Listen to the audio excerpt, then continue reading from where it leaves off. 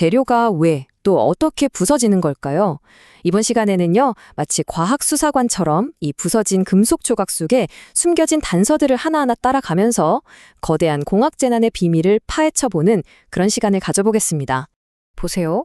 우리는 매일 강철이나 알루미늄 같은 재료들이 엄청나게 튼튼할 거라고 믿고 살잖아요. 그런데 때로는 그 믿음이 이렇게 정말 말 그대로 산산조각이 나버립니다. 여기 두동강난 유조선이나 하늘 한가운데서 동체가 찢겨나간 비행기처럼 말이죠. 아니, 대체 어떻게 우리 현대 문명의 뼈대라고 할 수 있는 이 단단한 금속이 꼭 유리처럼 이렇게 깨져나갈 수 있는 걸까요? 이 질문의 답을 찾으려면요, 우리가 직접 재료 탐정이 되어서 이 파괴 현장을 샅샅이 살펴봐야 합니다. 자, 그럼 한번 시작해 볼까요? 자, 모든 수사의 첫걸음은 용어를 확실히 하는 거겠죠. 우리가 공학에서 파괴라고 할 때 그게 정확히 뭘 의미하는 걸까요?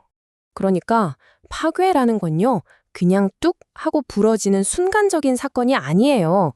오히려 한편의 이야기가 있는 과정에 가깝습니다. 눈에 보이지도 않는 아주 작은 균열에서 시작해서 스트레스를 받으면서 점점 자라나다가 마침내 재료 전체가 두동강 나는 클라이맥스로 치닫는 그런 과정인 거죠. 자, 이제 우리 수사에는 두 명의 아주 중요한 용의자가 등장합니다. 바로 연성파괴와 취상파괴라는 녀석들이죠. 이 둘은요, 범행 수법이 아주 다릅니다. 가장 결정적인 차이가 뭐냐면요, 연성파괴는 부서지기 전에 나 곧 부서질 거야 하고 눈에 보이게 변형되면서 경고 신호를 보내준다는 거예요. 반면에 취성파괴는요, 그런 거 전혀 없습니다. 아주 갑작스럽고 소리 소문 없이 일어나기 때문에 훨씬 더 위험하죠. 여기 이 파이프들을 보면 그 차이가 확 와닿으실 거예요. 위에 있는 연성 파괴된 파이프는 에너지를 흡수하면서 엿가락처럼 휘었죠. 그런데 아래쪽 취성 파괴된 파이프는 어때요? 아무런 예고도 없이 그냥 펑 하고 에너지를 방출하면서 산산조각이 나버렸습니다. 자, 그럼 이제 렌즈를 바꿔서 아주 미시적인 세계로 들어가 보죠.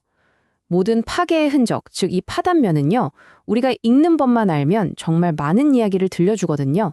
이걸 바로 파면 해석학이라고 부릅니다. 말 그대로 부서진 부품을 위한 과학 수사죠. 아주 강력한 주사 전자 현미경으로 이 파단면을 확대해서 들여다보면요, 파괴가 어느 방향으로 또 얼마나 빠르게 진행됐는지, 심지어 어디서부터 시작됐는지를 알려주는 미세한 단서들을 찾아낼 수 있습니다. 연성 파괴의 이야기는 아주 정해진 순서대로 흘러갑니다. 먼저 재료가 쭉 늘어나면서 목처럼 가늘어지고요. 그 다음에 그 안에서 아주 작은 구멍들이 생겨나기 시작해요. 이 구멍들이 점점 자라서 서로 합쳐지고 그게 바로 균열이 되는 거죠. 그리고 결국 파괴에 이르는 겁니다. 그래서 현미경으로 이 연성 파단면을 들여다보면요, 바로 이렇게 수많은 작은 딤플들로 가득 차 있는 걸 볼 수 있습니다. 이 딤플 하나하나가 바로 방금 전 단계에서 봤던 그 작은 구멍들이 자라고 합쳐지면서 남긴 흔적인 거예요. 이게 바로 연성 파괴가 남긴 결정적인 지문이라고 할 수 있죠. 반면에 취성 파괴가 남기는 이야기는 완전히 다릅니다. 이 파단면의 특징은요, 바로 이 V자 모양의 갈매기 무늬예요. 정말 신기하게도 이 무늬들은 마치 화살표처럼 균열이 어디서부터 시작됐는지를 정확하게 가리키고 있습니다. 이런 무늬가 생기는 이유는 벽계라는 과정 때문인데요. 균열이 원자들의 결합을 딱딱 끊어내면서 특정 결정면을 따라서 전파되는 거예요. 마치 균열이 재료의 결정 구조 안에서 길을 찾아서 이리저리 점프하면서 나아가는 것과 같죠. 그래서 파단면이 이렇게 각지고 결이 살아있는 것처럼 보이는 겁니다. 자, 지금까지는 사건이 벌어진 후에 현장을 감식하는 법을 배웠습니다. 근데 더 중요한 건 뭘까요? 바로 이런 일이 애초에 일어나지 않도록 막는 거겠죠? 그럼 공학자들은 어떻게 파괴를 미리 예측하고 예방할 수 있을까요? 바로 여기에 파괴 역학이라는 아주 강력한 도구가 등장합니다. 이게 바로 공학자들을 사건이 터진 뒤에 수습하는 탐정에서 아예 재앙을 미리 막는 수호자로 만들어주는 학문이죠. 바로 이 방정식이 파괴역학의 핵심입니다. 복잡해 보이지만 아주 중요한 사실을 알려주고 있어요. 바로 재료를 파괴시키는 데 필요한 힘, 즉 임계응력은 이미 존재하는 균열의 길이에 엄청나게 영향을 받는다는 겁니다. 여기서 제일 중요한 건 균열 길이 A가 분모에 있다는 사실이에요. 이게 무슨 뜻이겠어요? 맞습니다. 아주 작은 균열이라도 일단 존재하면, 그리고 그게 길면 길수록 재료를 박살내는 데 필요한 힘은 훨씬 더 적어진다는 뜻입니다. 정말 결정적인 부분이죠.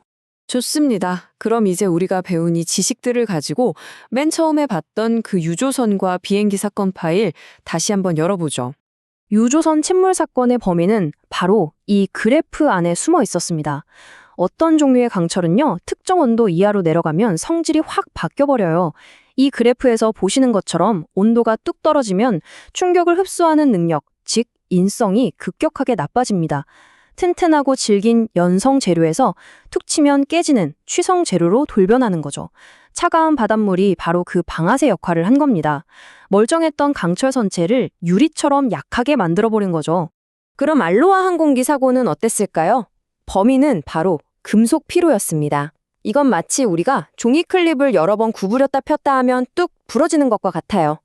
비행기도 이착륙할 때마다 동체에 압력이 가해졌다가 풀리기를 수만 번 반복합니다. 그 작은 스트레스가 계속 쌓이고 쌓여서 눈에 보이지 않던 균열을 서서히 키웠고 결국엔 재앙으로 이어진 거죠. 결국 이런 끔찍한 재앙을 막기 위한 핵심은 뭘까요? 바로 이 세 가지로 요약할 수 있습니다. 첫째, 재료가 특정 온도에서 약해지는 특성을 반드시 이해해야 하고요. 둘째, 설계 단계에서부터 스트레스가 한 곳에 몰리지 않도록 아주 똑똑하게 만들어야 합니다. 그리고 마지막으로 가장 중요한 건데요. 피로 준열이 위험한 수준으로 커지기 전에 미리 발견할 수 있도록 아주 꼼꼼하고 정기적인 검사를 빼먹지 않는 겁니다. 정말 무서운 사실이죠. 금속 파괴의 90%가 바로 이 피로 때문이라는 겁니다. 이건 우리 눈에 보이지 않는 곳에서 아주 서서히 자라나는 위협을 이해하고 관리하는 게 얼마나 중요한지를 다시 한번 일깨워주는 말입니다. 자, 이제 여러분도 부서진 조각에 담긴 이야기를 읽는 법을 배우셨습니다. 그럼 한번 주변을 둘러보세요. 우리가 매일 걷는 다리, 타고 다니는 자동차, 심지어 손에 쥔 스마트폰 안에는 과연 어떤 응력의 이야기들이 숨어 있고 또 어떤 잠재적인 파괴의 가능성을 안고 있을까요? 이 파괴의 과학을 이해하는 것, 그것이야말로 우리 모두의 세상을 더 안전하게 만드는 진정한 첫걸음일 겁니다.